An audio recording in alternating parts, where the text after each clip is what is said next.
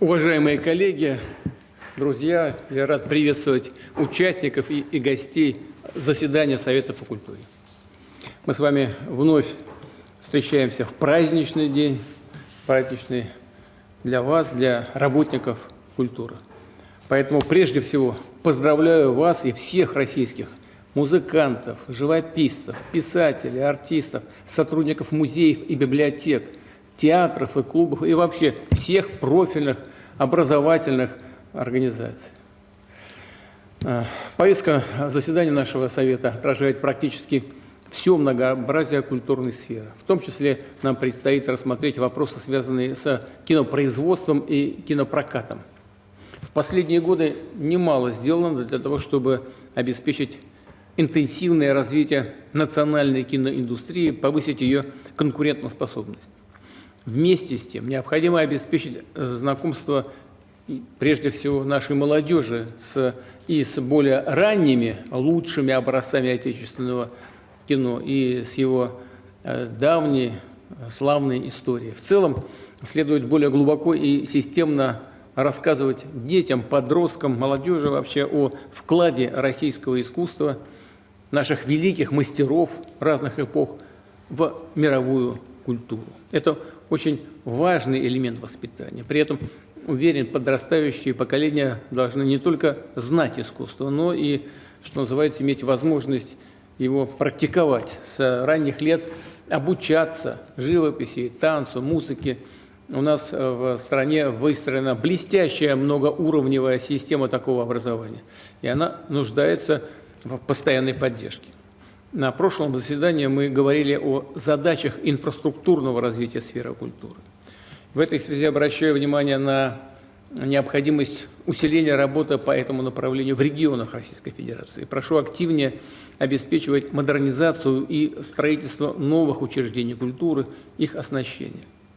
Содействовать творческим деятелям и объединениям в части предоставления льготных условий аренды помещений и территорий.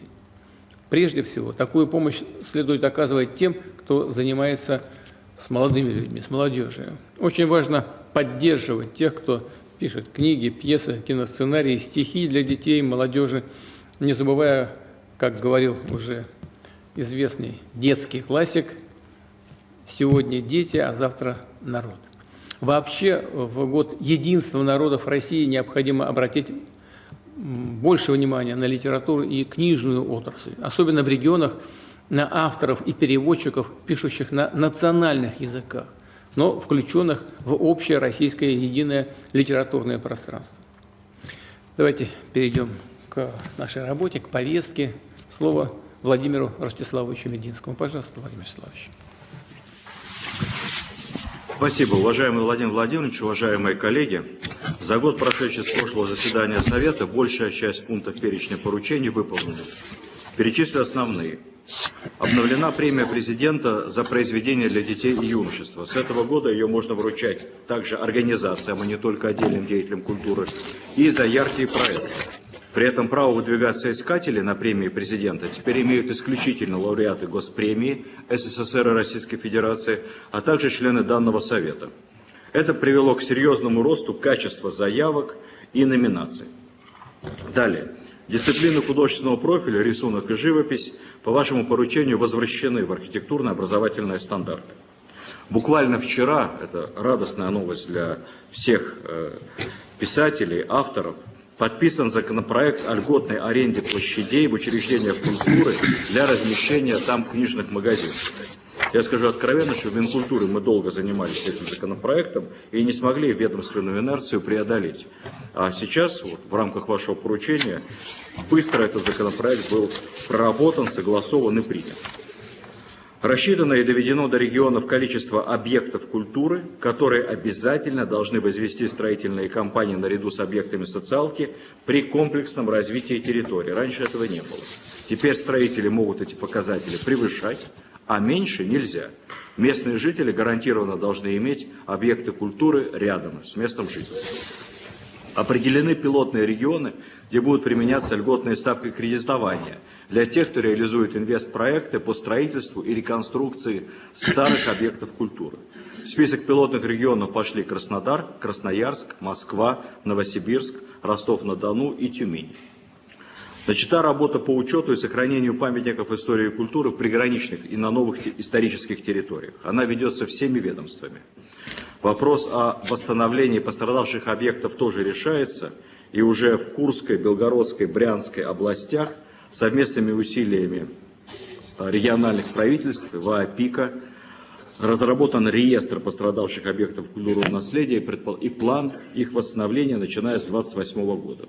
В то же время на территории ДНР и ЛНР по вашему поручению уже восстановлены крупные мемориальные объекты, такие как мемориальный комплекс Саур-Могила, мемориал жертвам фашизма Шахта-44 БИС, мемориальный комплекс боевой славы на реке Миус, там, где проходила так называемая непреодолимая германская оборона Восточный вал, мемориальный комплекс Острая могила, князь Игорь, все это было разбомблено ВСУ, и мемориальный комплекс молодогвардейцам «Непокоренные». Работа проведена за последние 2 года. Советом по культуре совместно с Минпросвещения и кинематографистами сформирован список 100 лучших отечественных фильмов для изучения в школе. Передаю слово коллегам. Спасибо, Владимир Владимирович, за внимание. Благодарю вас, Владимир Вячеславович. Пожалуйста, Карен Георгиевич. Добрый вечер, Владимир Владимирович. Прежде всего хочу поблагодарить вас и правительство Российской Федерации за инициативу по реализации национальных проектов «Культура и семья». За последние 10 лет открыты более 1500 новых кинозалов по всей стране. Каждый год мы получаем увеличение количества кинозрителей на 10 миллионов. И, так сказать, более половины из них молодежь и дети. И планируется к 30 году еще открыть 900 киноцентров, кинозалов. Мне кажется, что это важнейшая вообще задача, которую выполняет правительство, Министерство культуры. Но в этом смысле вот то поручение, которое вы дали на прошлом Совете по культуре, составить список 100 лучших фильмов для обязательной демонстрации в образовательных учреждениях, на мой взгляд, еще более актуально, потому что мало, мне кажется, обеспечить людей, наших граждан, так сказать, возможностью смотреть кино. Хорошо бы, чтобы были они подготовлены к тому, чтобы действительно иметь возможность правильно оценивать кино. И в этом смысле вот эта инициатива, так сказать, ввести в основные учебные программы предмет истории отечественного кино, мне кажется, очень важно, очень актуально. Мы такой список подготовили, 100 картин. Значит, он был утвержден на Совете по культуре, и была встреча с Министерством просвещения, с министром Кравцовым, где, значит, тоже Министерство просвещения одобрило этот список. Должен сказать, что выяснилось, что не так легко создать такой список. Казалось бы, что легче. Бери фильмы, которые нравятся. Но в этом и проблема, что много было списков, которые были по субъективным каким-то созданы, так сказать, мотивам. Типа, мне понравилась картина, я видел, вот давайте ее включим. Но мне кажется, и вот нам показалось, что это не очень верный принцип. Это образовательные программы. Значит, образовательные программы должны основываться на изучении, прежде всего, классических произведений. Наше отечественное кино уже имеет набор таких произведений, таких мастеров, которых можно считать классиками. То есть это то, что проверено временем. Вот мы пошли по этому пути, как, собственно, преподавание художественной литературы и других предметов, и подготовили, так сказать, отобрали 50 режиссеров, которых можно считать классиками в нашем кино, и взяли у каждого из них по 2 картины. У нас получилось 100 картин. Вот теперь задача, чтобы эти картины действительно были каким-то образом организовать преподавание в школах. Но Министерство просвещения на наших последних встречах это дело непростое, но во всяком случае они взялись за это. Надеюсь, что это будет реализовано, потому что все-таки, мне кажется, это важнейшая сегодня задача. Все-таки огромное влияние оказывает кинематограф на формирование, прежде всего, молодого человека. Поэтому качественный кинематограф с объяснениями, с какими-то пояснениями, мне кажется, это будет очень важная часть вообще образования и формирования национального самосознания нашей молодежи. Вот по этому поводу мне хотелось бы еще один вопрос быстро затронуть, он более касается, так сказать, более хозяйственной части, но это достаточно актуальный для нас вопрос оказался. Значит, в 2026 году изменился порядок расчета арендной платы за землю. Вот, например, для Мосфильма арендная плата за землю теперь составляет 159 миллионов, а была 80. То есть со следующего года будет 159 миллионов. Ну, в общем-то, мы более бы, строго говоря, не поднимали бы этот вопрос, но тут выяснилось, что ряд отраслей имеет преференции в этом вопросе. Например, нефтепроводы, газопроводы, транспорт, организация спорта. Вот, например, за землю, по которой проходит газопровод, аренду платят по льготной ставке 0,4% от кадастровой стоимости. Нефтепровод 1,2% от кадастровой стоимости. За землю, где объекты спорта расположены, 0,5%. Железнодорожный транспорт вообще 0,01%. Я ни в коем случае не претендую на, так сказать, я понимаю, что все эти сферы, они очень важны, но, так сказать, для государственный земельный участок, на котором размещена организация культуры и кинематографии, например, Мосфильм, установлена максимальная ставка арендной платы 3% от кадастровой стоимости. То есть, в принципе, это получается в 6 раз больше, чем, например, для газопровода, и в 3 раза больше, чем для нефтепровода. Ну вот, мне кажется, что, в общем, это может быть возможно каким-то образом нас как-то уравнять в правах нефтепроводами, газопроводами и другими такими организациями, если возможно. Вот я хотел бы об этом сказать. И последнее у меня есть к вам, можно сказать, личная, да нет, не личная просьба. Я вспоминаю, вы принимали замечательный вообще кластер «Киногород» у Сергея Семеновича Собянина. Все у него было построено там, так сказать, прекрасные действительно декорации. Единственное, чего не было построено, Кремль. Но вы тогда сказали, что а зачем строить, у нас есть Кремль, можно снимать. У меня картина новая, может вы посодействуете несколько сцен снять на территории Кремля, но даже не внутри, а просто на территории, так сказать. Вот. Был бы очень вам признателен. Спасибо. Калининград Георгиевич, по поводу съемок в Кремле договоримся. Здесь я больших проблем не вижу. Вопрос, касающийся плоскостных сооружений.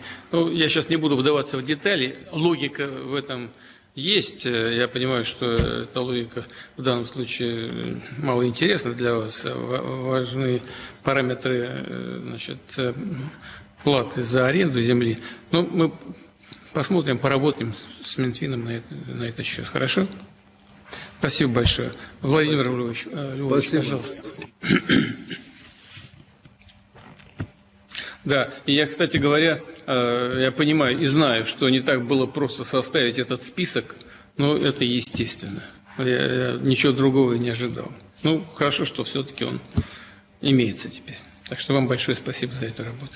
Пожалуйста, Владимир Львович.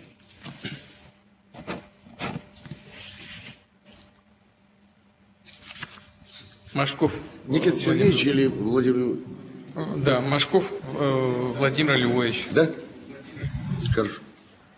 Уважаемый Владимир Владимирович, уважаемые коллеги, в этом году Союз театральных деятелей России празднует свое 150-летие. Благодаря вашему указу нам сейчас оказывается очень большая помощь и поддержка со стороны администрации президента, правительства России, Министерства культуры, Министерства просвещения, правительства Москвы, Президентского фонда культурных инициатив, Российских железных дорог и, конечно, руководство всех, без исключения, регионов. Впервые наши дома актеров получили на ремонт 555 миллионов рублей из федерального бюджета. Такая весомая помощь была оказана благодаря личному вниманию Татьяны Алексеевны Голиковой. Мы благодарим за такую поддержку. Но сегодня разрешите озвучить один острый вопрос, с которым сталкиваются сегодня многие театры, который мы не можем, Владимир Владимирович, решить без вашей поддержки. Некоторые покинувшие Россию наследники великих авторов запрещают нам ставить спектакли на основе литературных произведений их предков, тех, кто писал в нашей стране и о нашей стране. Геноцид российской культуры продолжается, и эти так называемые наследники даже не задумываются о том, что их отказ приведет к забвению и самих авторов. В прошлом году молчание, а фактически отказ наследника правообладателя привело к правовой неопределенности при постановке в театре Олега Табакова пьесы Александра Володина «С любимыми не расставайтесь», хотя театр был готов оплатить все авторские отчисления. Также проблемы возникают с постановкой спектаклей по произведениям Михаила Афанасьевича Булгакова. Связано это не только с возможным искажением произведения или размером вознаграждения. Отказы поступают с формулировкой «не считаю корректным давать права в условиях сегодняшней ситуации». Хотя некоторые наследники, мы считаем, могут злоупотреблять своими правами, которые по срокам произведения уже должны были перейти в общественное достояние. Владимир Владимирович, мы проводили все необходимые консультации с Министерством юстиции. Просим вас дать поручение рассмотреть этот сложный вопрос и представить предложение по изменению действующего законодательства, чтобы мы могли ставить спектакли и использовать произведения литературы без согласия правообладателей, которые не являются авторами. Если наследник запрещает использование этих произведений в нашей стране, не отвечает на запросы или ставит заведомо невыполнимые для театра условия, предусмотрев, конечно, выплаты всех полагающихся наследникам вознаграждений. Просим вашей, Владимир Владимирович, поддержки. Спасибо за внимание. Да, важная проблема, согласен, как вы выразились, так называемые наследники, они имеют определенные права и иногда и этим злоупотребляют, этими правами. Согласен с вами, надо внимательно посмотреть на нормативную базу и соответствующим образом отреагировать в цивилизованном, конечно, ключе, но надо точно совершенно принимать меры по защите интересов общества. Люди живут своей жизнью, у них свои интересы, они сами-то не авторы, да, у них есть какие-то там права, и надо относиться, безусловно, к этому с уважением, но как вы точно совершенно сказали, сформулировали, их не волнует даже, что в других странах многие произведения ставиться не будут. Это просто приведет к забвению этих авторов. Вот и все. Поэтому, безусловно, нужно этим позаниматься. Повторяю, цивилизованным способом нужно решать эти вопросы. И мне кажется, мы сможем найти эти решения. Спасибо, что обратили на это внимание, Владимир Владимирович. Пожалуйста, спасибо. Прилепин. Спасибо, Владимир. Евгений Николаевич. Уважаемый Владимир Владимирович, я буду говорить о Нобелевской премии и о необходимости новой международной премии по литературе. Сейчас объясню почему. Дело в том, что Нобелевская премия в последние десятилетия стала безусловным политическим инструментом. Это можно было видеть, просмотреть, оценить во время начала СВО, когда порядка 20 бывших лауреатов Нобелевской премии по литературе подписали немедленно, так сказать, антивоенное письмо. В то время как огромное количество литераторов Латинской Америки, Африки и даже Европы, безусловно, понимают и смысл происходящего в России, и всю эту ситуацию. То есть я называю это постколониальная премия, которая используется как политический инструмент. Конечно же, в этих условиях необходимо существование и создание новой мировой литературной иерархии, не только российской, но и, я это называю премией, создание премии мирового большинства, которую мы в силах создать наряду с Китаем, Индией, упомянутой Латинской Америкой и Африкой. Более того, мы в прошлом году уже провели пробную премию литературную БРИКС, и отозвались все наши товарищи со всех континентов с огромным откликом, с огромной радостью. И мы понимаем теперь уже, что на основе премии слова, которая уже создана в России, мы поэтапно способны создать данный инструмент. Не для того, чтобы уесть Нобелевскую премию, а просто для того, чтобы у человечества, у мира, у мировой культуры, у мировой литературы была своя разумная иерархия. Я прошу и надеюсь, что вы поддержите наше начинание. Да, идея правильная, хорошая. Вот вы сказали про тех, кто подписывал всякие письма. Я так понимаю, что после начала СВО, но уверен, что эти любители пистолярного искусства вряд ли что-то написали после начала сегодняшних непростых, трагических событий на Ближнем Востоке. Поэтому совершенно очевидно, что это вещи явно связанные с политической конъюнктурой, и понятно, что у людей должна быть альтернатива, у талантливых людей, добивающихся, выдающихся результатов, показывающих эти результаты и нашей стране, да и всему читающему мировому сообществу. Здесь, безусловно, правильно. Надо это сделать. Обязательно поработаем, я с коллегами тоже поработаю напрямую, и МИДу поручу это сделать. Спасибо вам за это предложение. Миронов Евгений Витальевич. Владимир Владимирович, у меня к вам просьба. Могу я выступить после Никиты Сергеевича Михалкова, которого, видимо, случайно пропустили? Возможно? Нет, я не пропустил никуда. Все нормально. Да, Никита Сергеевич выступит после вас. Спасибо большое. Уважаемый Владимир Владимирович, хотел бы сказать несколько слов о театральных фестивалях. Начну с самой восточной точки, где благодаря вашей поддержке уже 8 лет успешно реализуется программа развития театрального искусства на Дальнем Востоке. Она охватила все регионы Дальневосточного федерального округа и позволила усилить творческие связи между театрами, обновить, расширить их репертуар, а жителям Дальнего Востока увидеть лучшие постановки как российских театров, так и спектакли наших коллег из более чем 20 стран, а также создавать уже совместные международные постановки. И от имени Дальневосточного театрального сообщества я прошу вас, уважаемый Владимир Владимирович, дать поручение поддержать продление этой программы развития театрального искусства на Дальнем Востоке в 2027-2029 году.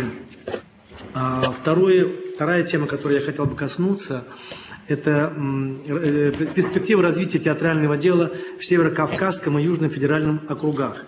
Эта тема особенно актуальна в год единства народов России. На сегодняшний день на Северном Кавказе функционирует более 50 государственных театров, проходят фестивали, культурные события, но поскольку они, это замечательно, но проходят они не регулярно и носят не системный характер, мы предлагаем создать программу, которая активно включила бы театры Республика Адыгея, Дагестан, Кабардино-Балкарской, Карачаево-Черкесская республика, Ставропольского края в единое общероссийское театральное пространство. И инструментом реализации такой предлагается сделать передвижной межрегиональный фестиваль «Вершина». И, так сказать, мы разработали концепцию, по которой он не просто укрепит горизонтальные связи между регионами, даст возможность зрителям Кавказа познакомиться с лучшими образцами современного театрального искусства столицы других регионов, профессионалам участвовать в образовательных лабораториях, программах и позволит соединить таланты Кавказа с федеральными зрителями и культурными центрами. Таким образом, главная идея этого фестиваля, этой программы – создать мост, который через искусство театра скрепляет единое культурное поле страны, сохраняя все многообразие традиций. И прошу, Владимир Владимирович, дать старт этому фестивалю и поддержать нашу вершину. Спасибо большое. Да, Евгений Витальевич, я уже имел удовольствие поблагодарить вас ранее за то, что уделяете столько времени Дальнему Востоку. Я знаю, что вы системно этим занимаетесь. Спасибо большое. Это вклад в общее государственные усилия по борьбе с депопуляцией этого важнейшего стратегического для России региона. Ну, вы знаете, мы там вот и культурный кластер создаем, довольно большой, мощный.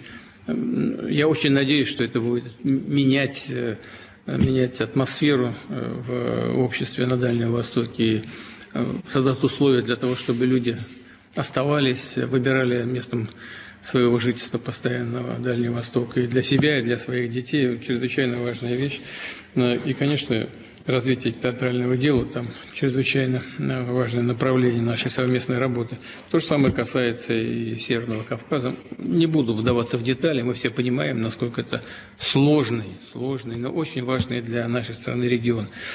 Поэтому вот эта вот работа по единому общему гуманитарному пространству чрезвычайно важное направление. И, конечно, напрямую связан с единством народов России. Мы сейчас этим должны постоянно заниматься на постоянной основе, но разумеется, и в этом году, как мы уделяем этому, как известно, повышенное внимание.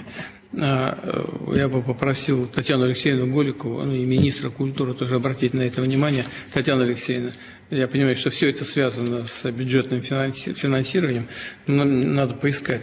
Там деньги-то небольшие, такие скромные. Что вы думаете, найдем мы там денежки? Я думаю, что найдем, Владимир Владимирович. Они не такие большие, тем более на начальном этапе. Нам нужно будет действительно посмотреть, как будет выглядеть эта программа. Я знаю, что Евгений Витальевич над этим работал. Он нам с Ольгой Борисовной представит материалы, и мы готовы это рассмотреть. Тем более, что этот год – год единства народов России. Да, я тоже об этом сказал. Спасибо. Спасибо, Евгений Витальевич, спасибо, что обратили на это внимание. Благодарю вас. Никита Сергеевич. Да, Никита Сергеевич, прошу вас. Спасибо. Добрый день, добрый вечер, Владимир Владимирович, коллеги. Я не рвался вперед кого-то, просто у меня спектакль идет, я, так сказать, здесь чешусь, там надо быть. Владимир Ильич, мне все-таки кажется, что... Вы чешетесь? От чего чешетесь? От чего чешетесь? От волнения, Владимир. Понятно. От Но волнения. это не страшно. Оно пройдет, все. Конечно, я надеюсь, что ПЦР мы сдавали все, так что все нормально.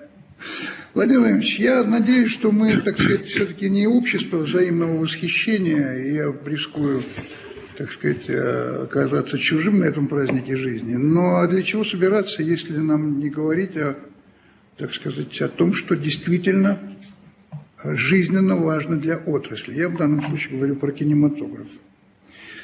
Вы помните, что 1 марта 2025 года я принес вам письмо относительно квотирования иностранного кино, и вы написали резолюцию Владимиру Вячеславовичу Мединскому. Прошу идею поддержать, нужно принять меры по защите рынка заранее, еще до того, как конкуренты начнут возвращаться. Проработайте и доложите. На другой день Владимир Вячеславович нас собрал, тех, кто в этом принимали участие. Мы оговорили все, так сказать, вопросы, проблемы, которые надо решать. Но сегодня, Владимир Владимирович, 390 день, как это поручение ваше не выполнено. Протокол не подписан. Я понимаю загрузку правительства, я понимаю, что есть огромное количество проблем, которые более важны, чем эти. Но для кого-то, для зрителей это удовольствие, для чиновников это нагрузка. А наша это жизнь, это наша жизнь. И если мы в результате, создав структуру, абсолютно беспомощны, потому что понимание того, что такое кинопроизводство, не воспринимают все так, как это должно быть воспринято, потому что мы имеем единственное, так сказать, наша отрасль, которая, когда снимают кино про подводников, имеют дело с Министерством обороны, с главкомом военно-морских сил, если про рынки, с уголовниками, есть проблема занятости актеров, есть проблема сезонности. Но вы понимаете, у меня нет никаких, так сказать, претензий или возможностей не доверять, так сказать, руководству, скажем, наших фондов. И эту структуру я сейчас вам расскажу, но с другой стороны, я понимаю, что невникание в ту проблему, с которой мы существуем, поведет к тому, о чем я сейчас вам скажу. Вот уважаемая Татьяна Алексеевна Голикова, она председатель Совета фонда кино, и она заместитель председателя правительства. А ее заместителем является господин Молчанов Денис Владимирович. Значит, что, смотрите, происходит? Без решения Совета фонда невозможно субсидировать картины. В целях поддержки производства национальных фильмов необходимо не менее 3 заседаний Совета, определения организации лидеров отечественного кинематографа и так далее. В 2025 году срок между результатами экспертизы проектов, претендующих на получение государственного финансирования, и заседанием Совета фонда кино, на котором рассматривается вопрос о выделении средств с учетом неоднократных переносов, достигло более месяца в связи с высокой профессиональной занятостью руководства Совета фонда. Согласен.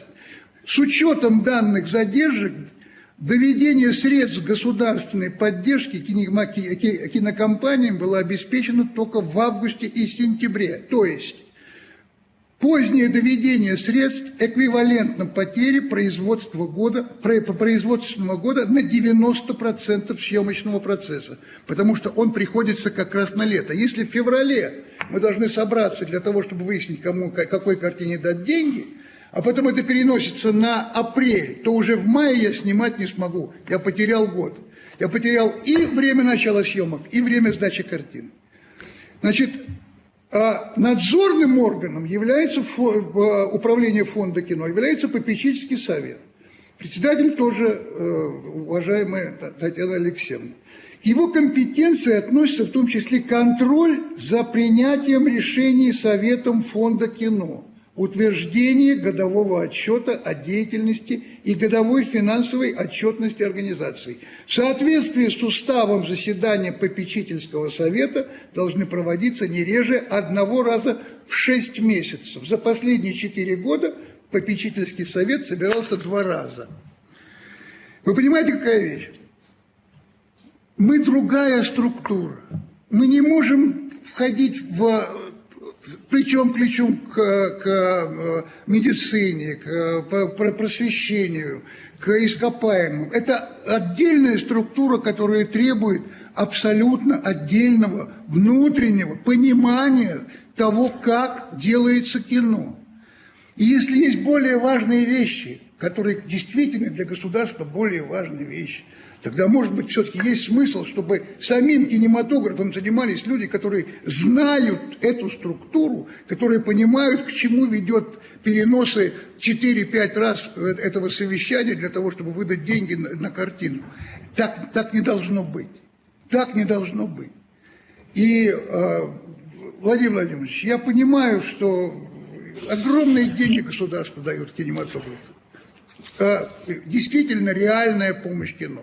100 фильмов, прекрасно. Но если мы не поймем, с чего начинается кино.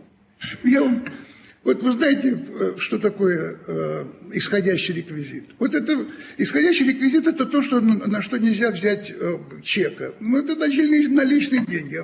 Для фильма снять, для съемки купить арбуз на рынке. Это за наличные. Ну, значит, на съемках этого самого Иван Васильевич меняет профессию, накрыли стол царский, 10 килограмм икры купили, массовка до съемки, это Викурсе все съела. На другой день директор картины, человек умный, он купил патроны и сделал 5 дробь. Разложили эту дробь, полили соусом, то есть не соусом, а маслом. Массовка опять попробовала, так сказать, запломбировала зубы.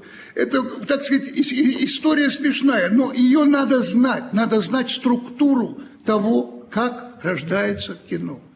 Поэтому я еще раз говорю, я понимаю, что есть вещи важнее, но если мы хотим, по крайней мере, кинематографисты, которые, так сказать, заинтересованы в этом, если мы хотим, чтобы мы были защищены, чтобы мы имели возможность вовремя начинать, вовремя заканчивать. Да, контроль, согласен, все должно быть. Но давайте все-таки, чтобы этим занимались профессионалы, которые понимают, что это наша жизнь, и у нас другой жизни нет. Я прошу меня простить, что я, так сказать, может быть, не попал в правильное русло, но я не вижу смысла собираться, если мы не ставим те вопросы, которые жизненно важны, которые надо решать честно, искренне и быстро. Спасибо. Простите. Да, Никита Сергеевич, я помню и ваше обращение, помню и свою резолюцию, не в деталях, но по смыслу. Да и совсем недавно на одной из наших неформальных встреч, еще здесь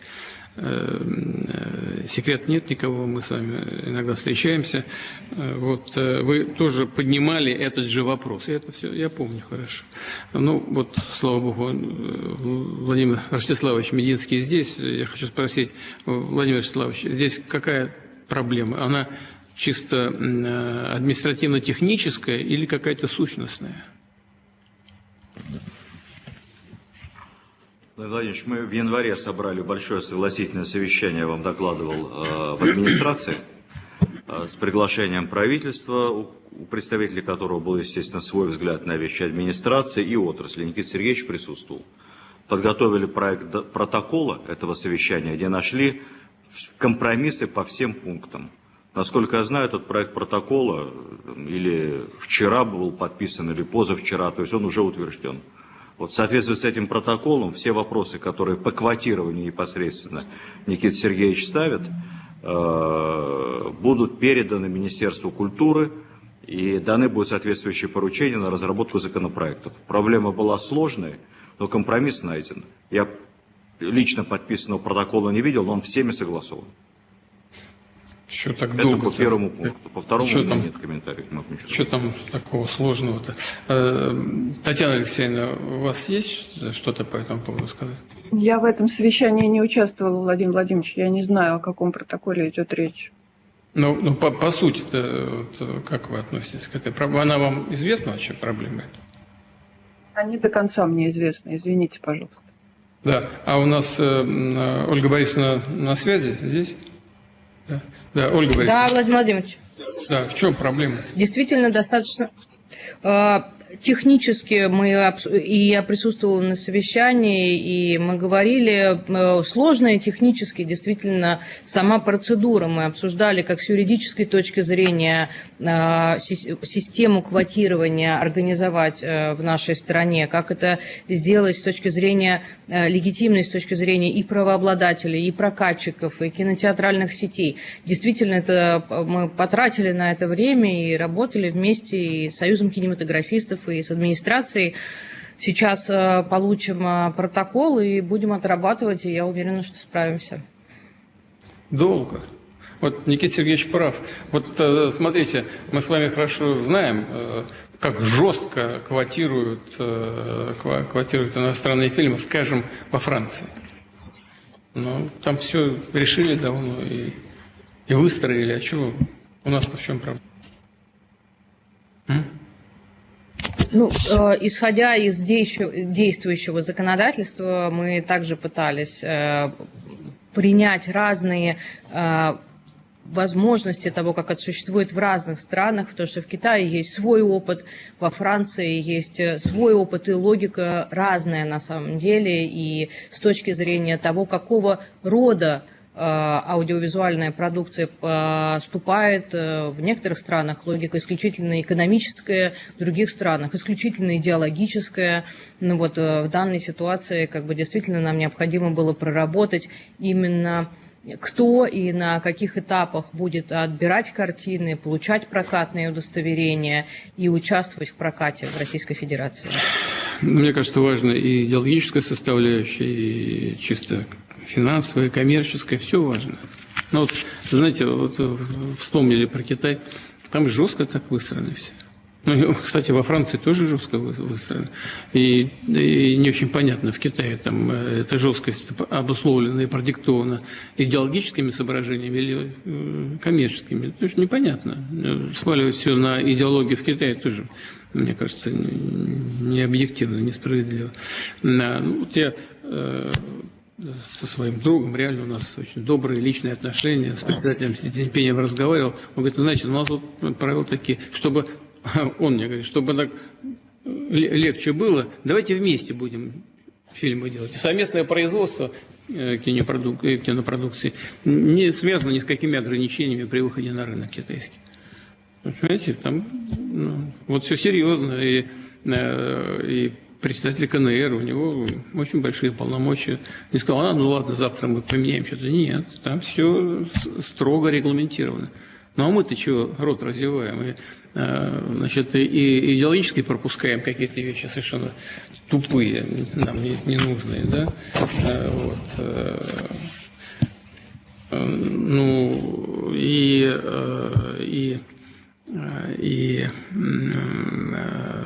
финансово не поддерживаем своего производителя. Я не говорю, что нужно что-то запрещать, но выстроить, когда у нас многие вещи фактически по тем или другим каналам, значит, поддерживаются, субсидируются на самом-то деле. Ну что же мы будем субсидировать иностранную кинопродукцию?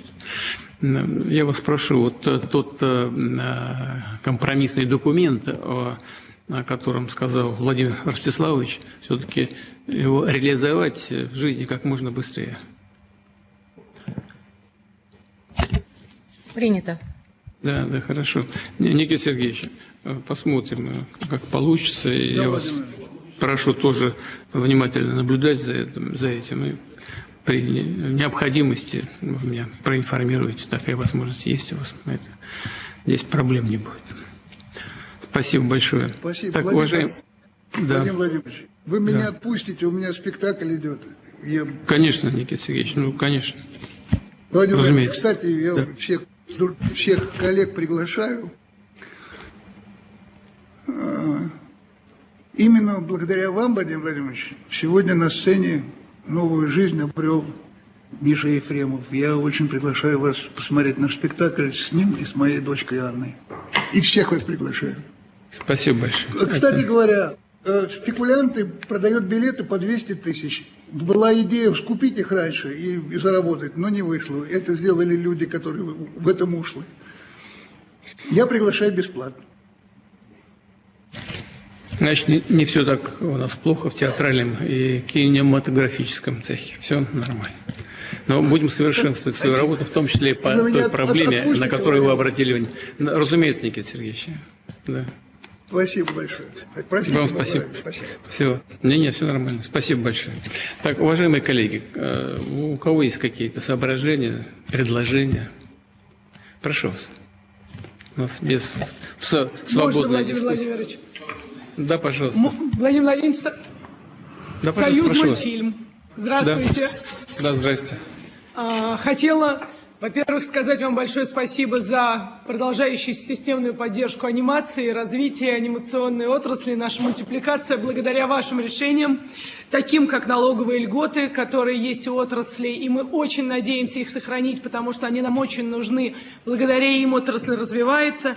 Такие как отдельный конкурс по анимации в фонде кино, за который мы тоже очень благодарны, и стало появляться значительно больше полнометражных анимационных фильмов, производства наших студий. И последнее решение прошлого года, где вы закрепили фактически тоже квотирование расходов на анимацию в рамках поддержки кинематографии до 20%, активно начало реализовываться. И здесь мы благодарны правительству, Фонду кино и Министерству культуры за то, что это происходит. Спасибо вам большое.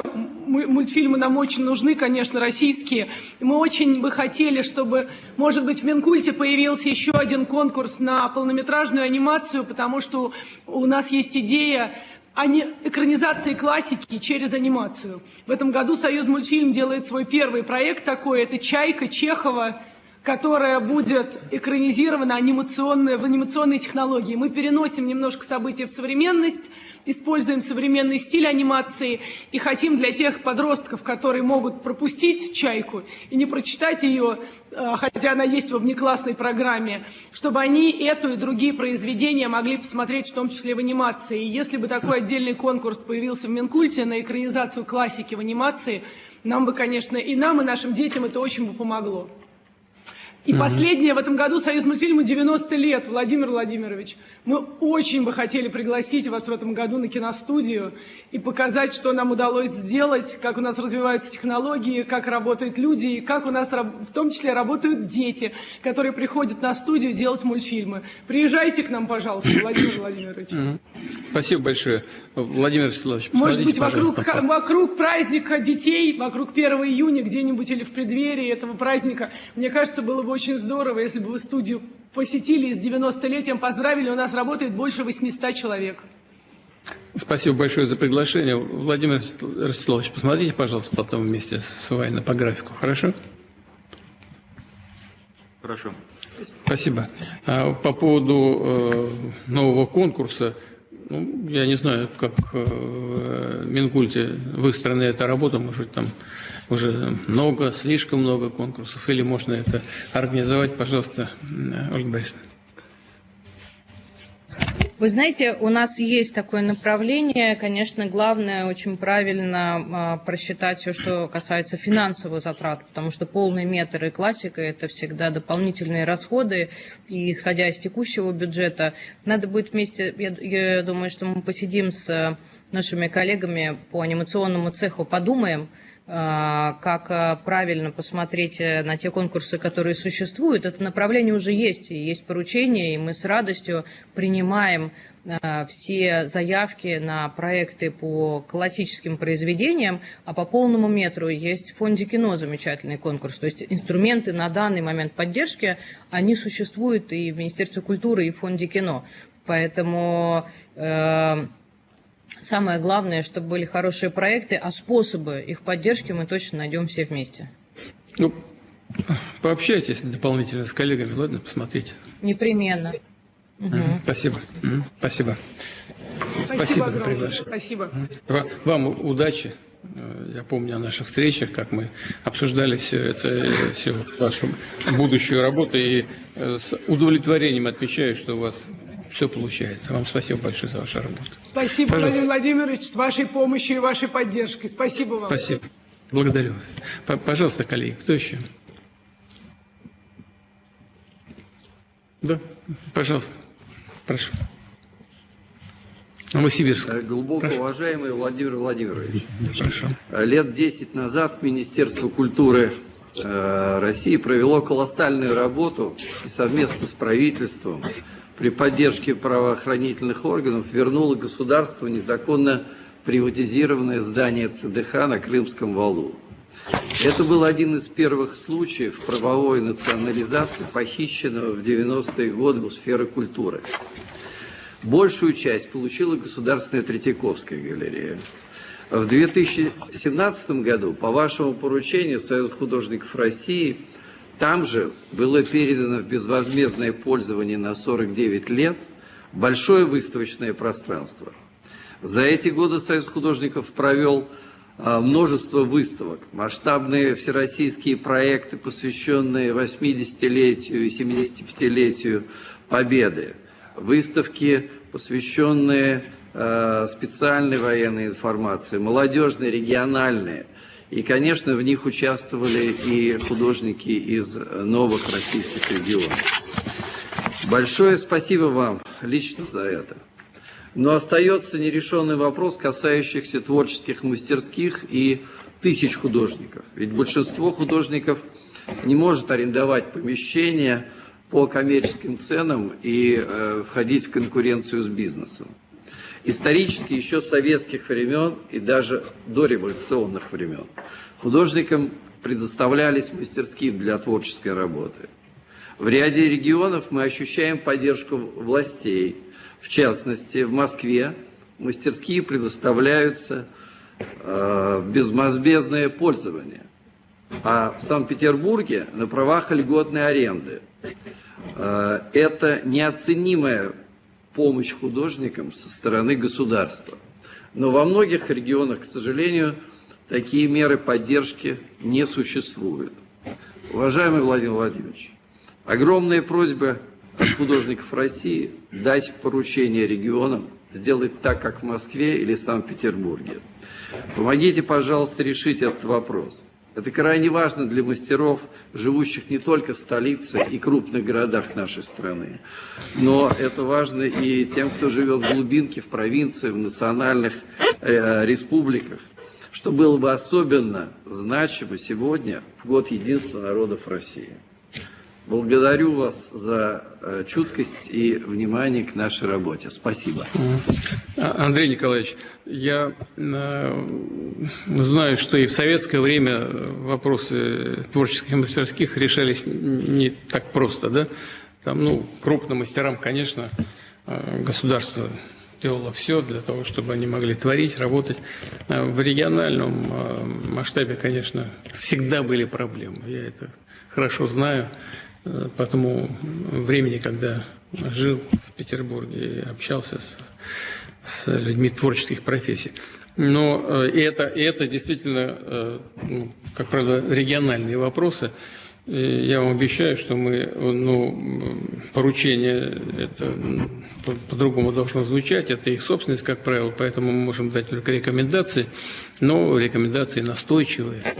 Мы обязательно сформулируем. Я тоже попрошу администрацию, в данном случае опять Владимира Мединского, Владимира Ростиславовича, чтобы он подготовил вот эти рекомендации для регионов. Владимир Ростиславович.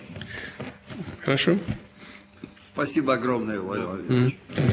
Сделаем. Можно мне выступить? Да, конечно, пожалуйста, прошу. Петербург, включите, пожалуйста. Да, пожалуйста. Питер включите. Говорите? Да. Уважаемый Владимир Владимирович, позвольте выразить вам глубокую признательность за неизменное внимание, с которым вы относитесь к творческой деятельности Санкт-Петербургского государственного академического театра балета. Не имея собственной сцены, мы создаем успешный и востребованный отечественный балетный репертуар. Сегодня наша труппа по праву считается одним из лидеров культурной дипломатии России. При этом уже четверть века мы ждем появления в Санкт-Петербурге Дворца танца, нашего будущего театра и Международного центра хореографического искусства. Его строительство должно было завершиться еще в 2016 году, однако сроки многократно менялись. Новый театр обещали открыть юбилейным для меня в 2026 году, потом перенесли в 2027 год, опасаясь, что открытие может быть снова отложено. В сентябре 1927 года нашему театру исполняется 50 лет. Для театра и для меня лично необходимость отмечать полувековой юбилей на чужой сцене будет тяжелым ударом. За последние 25 лет концепция строительства комплекса здания на Пучковом Буяне многократно менялась, но всегда сохранялась идея возведения там Дворца танца. Решающую роль в этом сыграла ваша поддержка. Спасибо вам за это большое. До юбилея театра осталось 1,5 года. Срок небольшой, но реальный. Все зависит от организации процесса строительства, который, на мой взгляд, не соответствует необходимому профессиональному уровню. Прошу вас привлечь внимание профильным ведомствам к сложившейся ситуации. Дорогой Владимир Владимирович, я был бы счастлив, если бы вы нашли возможность присутствовать на открытии Дворца танца и поздравить театр с его 50-летием. Это стало бы для нас бесценным подарком. Позвольте также обратиться к вам с предложением установить в Санкт-Петербурге памятник Александру Даниловичу Меньшикову. Ближайший сподвижник Петра I, Меньшиков, руководил строительством города на Неве, был первым его губернатором. Появление этого памятника приблизит петербуржцев и гостей города к великой истории нашего Отечества. Для его установки есть достойное место на площади вблизи Биржевого моста. Прошу вас поддержать эту идею. Спасибо вам большое. Борис Яковлевич, право дело, стыдно перед вами, честное слово. Действительно, столько лет и разговоров много, а движется дело крайне медленно. Но, правда, и вы, по-моему, тоже меняли предварительное предложение. Потом губернатор решил перенести, выговорил там этот вопрос, связанный с пересмотром всей концепции. Потом опять и городские власти вернулись к сегодняшней площадке. По-моему, она очень хорошая площадка, ну, в центре, прямо в одном из самых красивых мест города. В 27 году, по-моему, должны закончить эту работу. Очень бы хотелось в 27 году закончить. 50 лет театра. Да, очень бы хотелось закончить в 27 году. Да, очень бы хотелось, чтобы в 27 году, в юбилей театра 50 лет, Да. чтобы мы Да. вошли в свой дом, в свой театр в сентябре 27 года. Прошу вас. Да, Борис Яковлевич, сделаем все, чтобы к 50-летию театр уже мог заработать. Вот. И я уже обращал на это уже внимание и управление делами. Вы знаете, не буду сейчас вдаваться в детали, потому что у коллег много своих вопросов, наверняка они еще возникнут. Вот. Но у кого не послушаешь, все правы. А результат вот такой, о котором вы говорите. Но надеюсь, что он будет все-таки положительным, этот результат, и в 2027 году работа будет завершена. Возьмем под особый контроль. Я прошу и Министерство культуры тоже на это внимание обратить, и администрацию президента. Поработаем. Надеюсь, что все получится. Что касается памятника Меньшикову, то вы абсолютно правы. И место, которое вы называете, оно, на мой взгляд, очень подходит для этого. Это вот будет, насколько я понимаю, как раз недалеко от будущего театра, так? Ассамблея Меньшикова в нашем театре. Ассамблея Меньшикова, мы возродим ассамблею Меньшикова в нашем театре. Хорошо. Но это место, о котором вы сказали, это недалеко от будущего вашего театра, да? Да, это очень близко. Это продолжение так сказать, парка и той площади, которая будет. Да, отлично. Мне кажется, очень хорошее место. Я с губернатором обязательно переговорю. Но поработаем обязательно и, надеюсь, добьемся нужного нам всем результата. Спасибо огромное. Вам спасибо, что обратили на это внимание. Спасибо. Светлана Юрьевна, я видел, вы тоже руку поднимали. Да? Уважаемый Владимир Владимирович, уважаемые коллеги, добрый вечер. Здравствуйте. Совет по культуре за совместную работу и обратить слова благодарности за особое внимание к московской государственной программе. Определяя приоритеты в деятельности Академии, мы исходим из фундаментальных национальных культурных ценностей, которые вы обозначили как основу государственной политики. Мы сосредоточены на создании гармоничной, ответственной личности. Русский балет – ключевая составляющая культурной идентичности нашей страны, и нам важно обеспечить дальнейшее развитие. Для достижения целей необходима модернизация учебного здания Академии 1967 года постройки. Попросила бы вас, уважаемый Владимир Владимирович, поручить поддержать строительство нового корпуса Академии хореографии в Москве, потому как в Кемерово, Владивостоке и Калининграде уже построены филиалы Академии с уникальной инфраструктурой, а в столице вопрос, к сожалению, не решен. Еще одна насущная проблема, которая касается всех училищ и вузов искусств, это отсутствие адресных субсидий для развития к образовательному процессу действующих артистов, так сказать, танцующих преподавателей или играющих преподавателей. И хотелось бы привлечь таких специалистов, так как сейчас существует кадровый голод, и когда как не во время еще выступающим артистам можно попрактиковаться и поучиться то есть параллельно. Но для этого, конечно, нужна и финансовая поддержка, чтобы их привлечь. В рамках вашего поручения, уважаемый Владимир Владимирович, подготовлено письмо с основными потребностями Академии и получено согласование от Министерства культуры, и мы готовы его вам предоставить. Просим вас, уважаемый Владимир Владимирович, поддержать эти инициативы и дать соответствующие поручения региональным органам власти и федеральному правительству. Спасибо за внимание.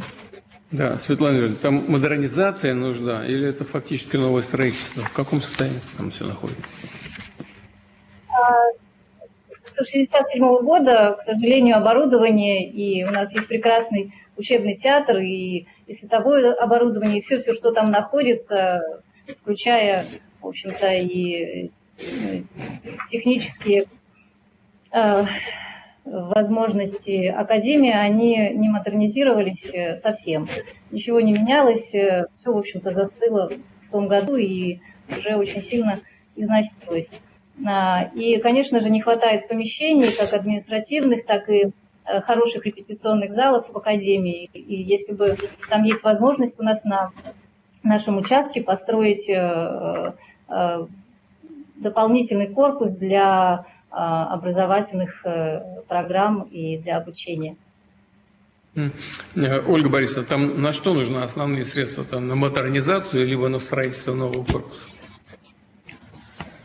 Действительно, сам блок имущества действующий нуждается в модернизации и в ремонтах, в первую очередь, Владимир Владимирович. То есть там нет какой-то такой вот серьезной беды, просто действительно Светлана Юрьевна абсолютно права, это и морально устарело, и физически, что уж там говорить. А то, что новый комплекс здания, о чем упомянула Светлана Юрьевна, там есть гектар земли рядом, который пустует. Он действительно в собственности находится образовательного учреждения, и возможность для строительства в этом месте есть. Несколько раз в течение последних 25 лет практически уже принимались решения, и должно было начаться строительство, но этого не происходило. Но и с точки зрения ремонтных работ, мы с Светланой Юрьевной сейчас начали, исходя из возможностей ведомства, потихонечку приводить хореографическое училище в порядок. Но я соглашусь с Светланой Юрьевной, и, конечно, это для того, чтобы, ну так вот, серьезно изменить ситуацию, этого недостаточно. Ну, давайте мы вот что сделаем. Давайте мы подготовим просто проект приведения ситуации вокруг Академии в достойное состояние. Это касается и капремонтов, это касается нового строительства. Ну, поймем хотя бы, что первоочередным является, что можно сделать на втором этапе. Ну и посчитаем, сколько это все будет стоить. Ну, то есть, не начав эту работу, мы ее никогда не закончим. Нужно понять, что первоочередное, что нужно делать. Ну, план, короче, составить план. Ну, надеюсь, не такой, как у Бориса Яковлевича, а более понятными и здравыми сроками будем апеллировать. Хорошо? Обязательно. Договорились. Да, Света, пожалуйста. Да, вы хотели что-то добавить? Хорошо. Да, у нас, в принципе, уже есть и план, и мы просчитали предварительно, поэтому есть уже с чем вообще работать и обсуждать. Ну, хорошо, передайте, пожалуйста, министерство, а Ольга Борисовна мне доложит, потом мы поговорим на эту тему. Хорошо? Извините, спасибо. можно? Спасибо. Маленький вопрос. Да, пожалуйста. Владимир Владимирович, это Николай Цискоридзе. Добрый день, Николай. дорогие коллеги. Дело в том, что 10 лет назад вы подписали Академии русского балета в Санкт-Петербурге спортивно-оздоровительный комплекс. Все документы, все передано в правительство уже много лет назад, и до сих пор не нашлось денег для того, чтобы это запустить, хотя все документы подготовлены. Тут в данной ситуации, когда уже все готово и денег нету, и мы никак не можем это сделать. Может быть, тогда тоже как-то рассмотрят возможность и правительство, и Министерство культуры, чтобы найти на это средства. Ведь все подготовлено. Я много раз писал и Ольге Борисовне, и Татьяне Алексеевне, отправлял все документы. Все находится в правительстве. Ну, Николай Максимович, это наверняка все на 100% связано с бюджетными возможностями. Ну, вернемся обязательно. Не помните, как там объем-то какой? Там я объем не помню, потому что просто это уже 8 лет я постоянно пишу, и 8 лет мне говорят, что денег нет. Но это все готово было, ну, ваше распоряжение дано ровно уже 11 лет назад. Ну, денег никогда нет, это вопрос приоритетов, что в первую очередь делать, что во вторую, что вообще делать, а что не делать. Вернемся к этому обязательно, хорошо, Николай Максимович? Спасибо большое. Ольга Борисовна, Владимир, можно не про деньги? Да, сейчас, Ольга Борисовна, когда... Сейчас, секундочку. Ольга Борисовна, когда вот по первому вопросу, который Светлана Юрьевна подняла, вот, и про Питер тоже скажите, пожалуйста, когда придете, хорошо? Спасибо. Непременно. Да. Пожалуйста, не про деньги. Я? Да, можно, да, Владимир Владимирович? Да. Кому можно? Союз национальных профессиональных творческих коллективов России Джамбулат Магомедов. Владимир Владимирович, от всех наших коллективов, которые насчитывают около 4000, это и хоры, это и оркестры народных инструментов, это хореографические коллективы. Я хочу вас поблагодарить за поддержку традиционной народной культуры, а именно за проект «Мы Россия». Мы его называем «Проект спасения». Он стартовал впервые после советского периода в 2020 году. И он сегодня 436 концертов, 74 региона, 72 коллектива гастролируют по родной стране, по всем уголкам. Если мы ездили в соседние регионы и в центральные города, мы сегодня имеем возможность гастролировать в самых отдаленных уголках нашей Родины. Мы ничего, оказывается, не знали о нашей великой России. Мы гастролируем, говорят, это приехал хор Пятницкого. И сегодня, благодаря этому проекту «Мы Россия», на концерты могут приходить все слои населения, с семьями. И самые желанные гости – это люди, которые выполняют специальную военную операцию. Это их семьи. И большое завоевание этого проекта, что люди, коллективы с территории Луганской Народной Республики, Донецкой, Херсонской, Запорожской областей, они приезжают, мы едем на эти территории. И вот буквально за несколько часов до начала сегодняшнего совещания представители этих территорий сказали: поблагодари Владимира Владимировича, скажи огромное спасибо. Когда был прилет академические танцы, песни и танца Донбасс коллектива, где занимаются дети, 200-300 детей, где занимается этот коллектив, мы нашли руководство российское, Министерство культуры Российской Федерации. 100 дней этот коллектив гастролировал по территории России. И это не были просто концерты, это был праздник. За это огромное спасибо, Владимир Владимирович. И этот проект надо поддерживать и дальше. Очень об этом просим. А было бы прекрасно, если этот проект шагнул бы и дальше. Может, уже на территорию СНГ. Еще раз говорю, огромное спасибо, Владимир Владимирович, за этот проект. Джамбулат Мусаевич, вам огромное спасибо за ваше творчество, за вашу работу. Я уверенно скажу, что лезгинку смотрят с удовольствием по всей стране, вне зависимости от региона, всегда встречают с большим воодушевлением, вниманием, с радостью и благодарностью вам и вашим артистам. Вам спасибо большое. Будем продолжать эту работу. Ну, а что касается в целом поддержки республик, поддержки творчества в национальных наших образованиях, то, на мой взгляд, еще маловато мы в этом отношении делаем. Нужно делать больше. Хотя за последнее время действительно кое-какие результаты этих совместных усилий становятся заметными. Вам спасибо большое за вашу работу и всего доброго, успехов. Будем делать это дальше. Владимир Владимирович, можно Петербургу еще раз вклиниться? Могу говорить? Да, пожалуйста.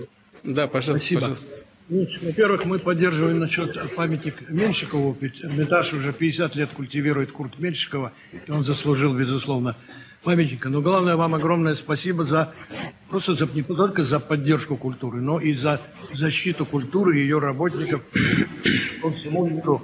И от непонимания, и от, в общем, недоброжелательности и враждебности. Это на самом деле актуально, и мир очень ценит вот эту защиту, потому что ситуации сейчас острые и в сфере культурного наследия.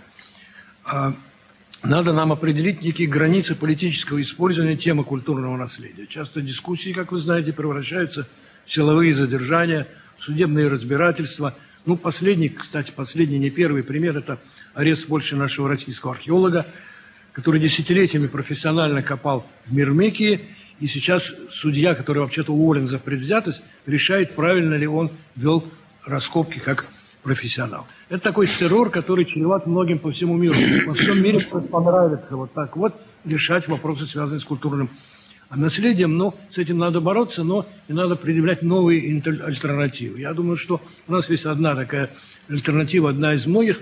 Это Россией сейчас инициирован международный проект «Цифровой архив памятников для Африки и исламского мира». Есть уже договоренность. Он будет таким инструментом, который позволяет и изучать, исследовать, реставрировать, спасать, если нужно, воссоздавать, если что-либо случится. Причем такая работа проведена уже на памятниках античности и христианских памятниках Сирии. Как вы знаете, и сейчас есть договоренности с несколькими другими странами. Получается, что цифра есть такая удаленная и нейтральная, позволяет решать проблемы, которые могут быть очень острыми.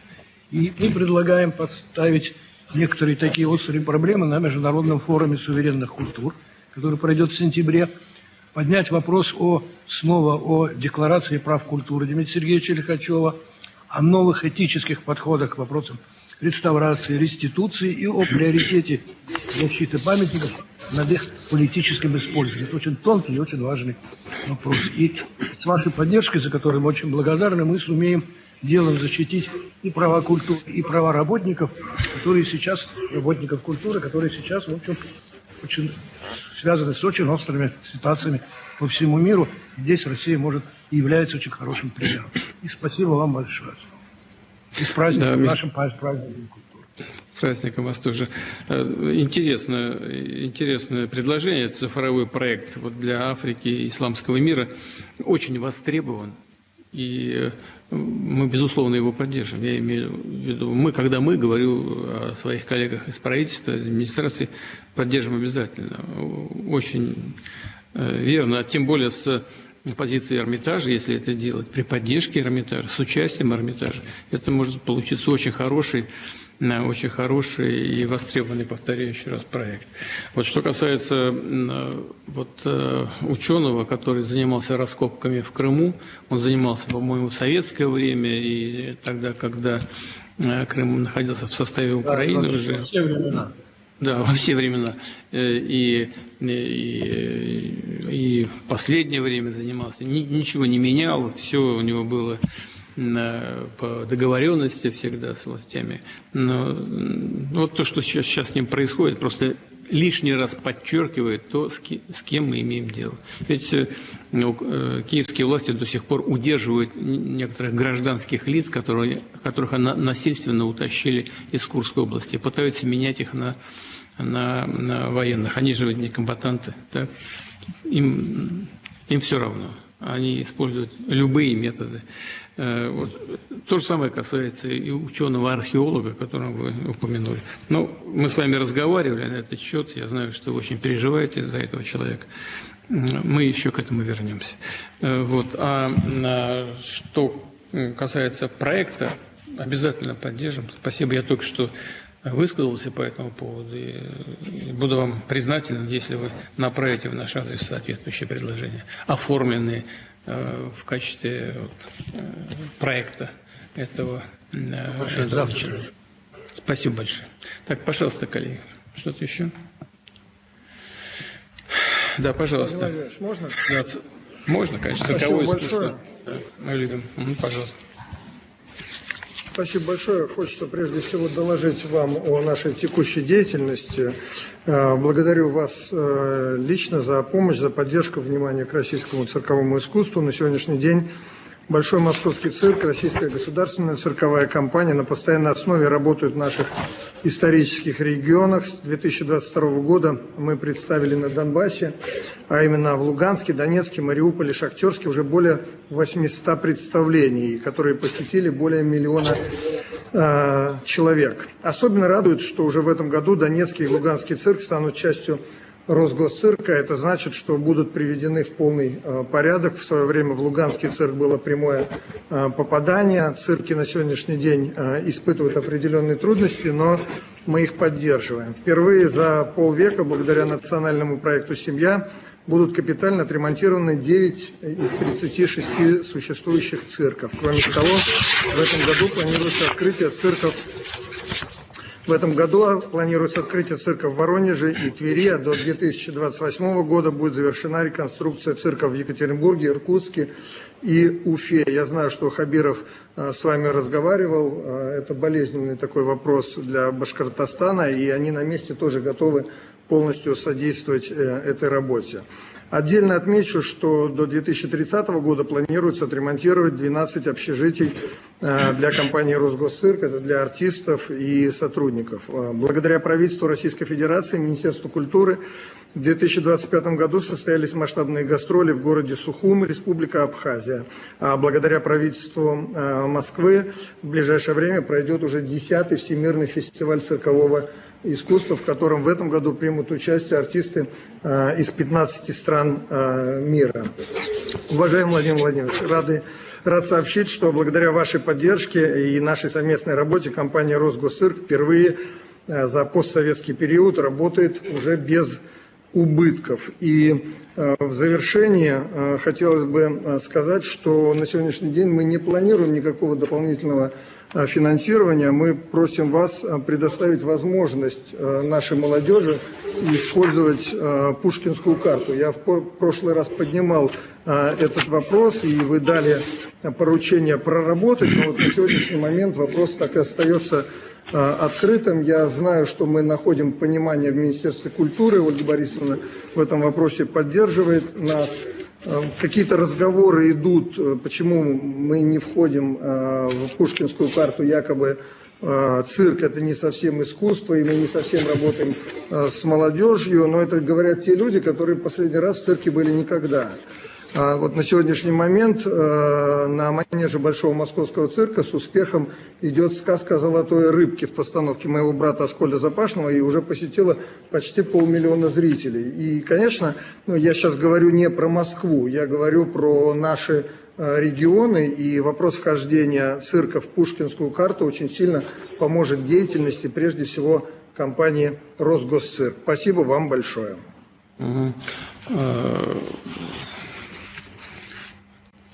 Ольга Борисовна, мне кажется, надо поддержать.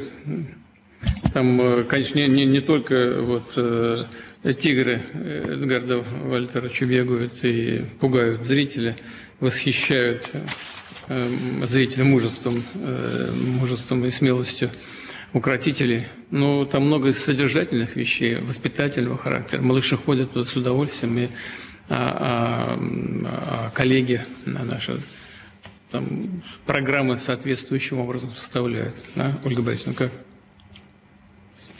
Владимир Владимирович, мы обязательно с коллегами из Росгосцирка и цирковых компаний региональных и с нашими коллегами-братьями Запашными проработаем возможность участия программ просветительских, то, о чем говорил Эдгард сейчас, потому что, конечно, Пушкинская карта по вашему поручению, мы вам очень благодарны, изначально создавалась как программа такая просветительско-образовательная, и вопрос у экспертов, которые определяли большой репертуар, сводился к тому, что у цирков в основном представления развлекательные, и туда ходят в основном маленькие дети, а ребята с 14 до 22 уже цирк посещают меньше.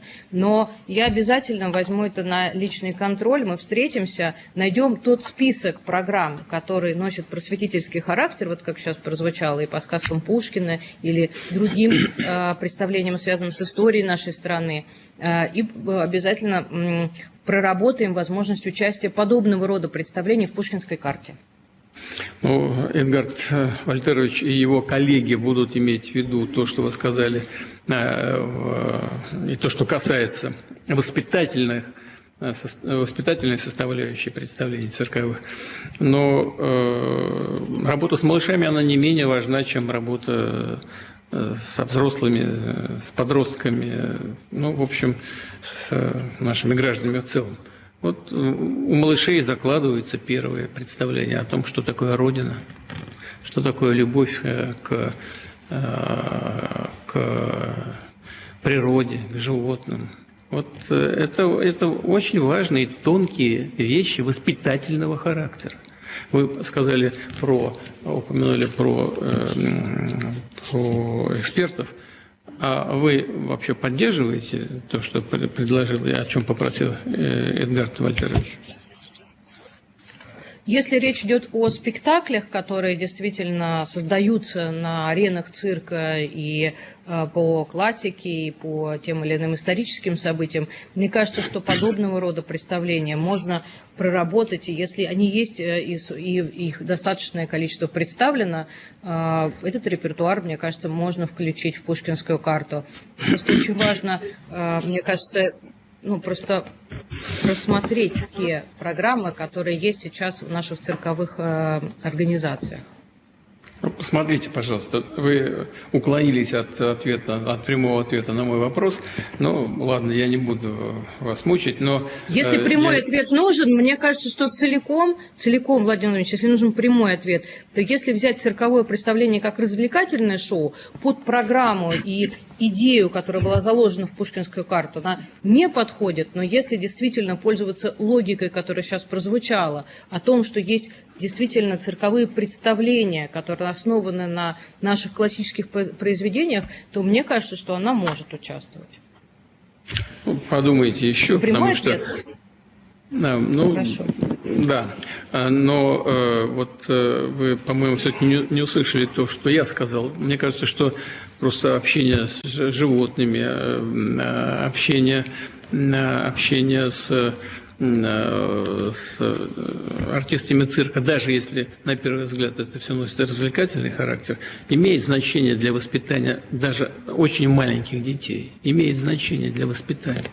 И вот на это я попросил обратить внимание и вас, и тех экспертов, о которых вы упомянули при принятии окончательного решения. И потом мне, пожалуйста, проинформируйте меня об этом, хорошо? Обязательно, спасибо. Спасибо. Уважаемые коллеги, нам нужно завершать. Мы обязательно все для себя пометим, поработаем над всеми вопросами, которые были сегодня поставлены в ходе нашей дискуссии. Я хочу вас всех поблагодарить за совместную работу. И в завершение хотел бы Ильдара Амировича Абдразакова поздравить с назначением на такую престижную, мне кажется, должность художественного руководителя Михайловского театра в Петербурге. Хочу выразить надежду на то, что под вашим руководством, уважаемый Ильдар Амирович, театр приобретет, он и так очень уважаемый, коллектив очень хороший, пользуется заслуженным вниманием и уважением и в профессиональной среде, и у зрителей, но под вашим руководством он заблестит новыми красками. Желаю вам всего самого доброго и удачи. Спасибо. Спасибо большое, Владимир. Спасибо. Вам спасибо. До свидания. Большая честь и спасибо за доверие. Спасибо. Вам всего самого доброго. Всем спасибо большое. До свидания.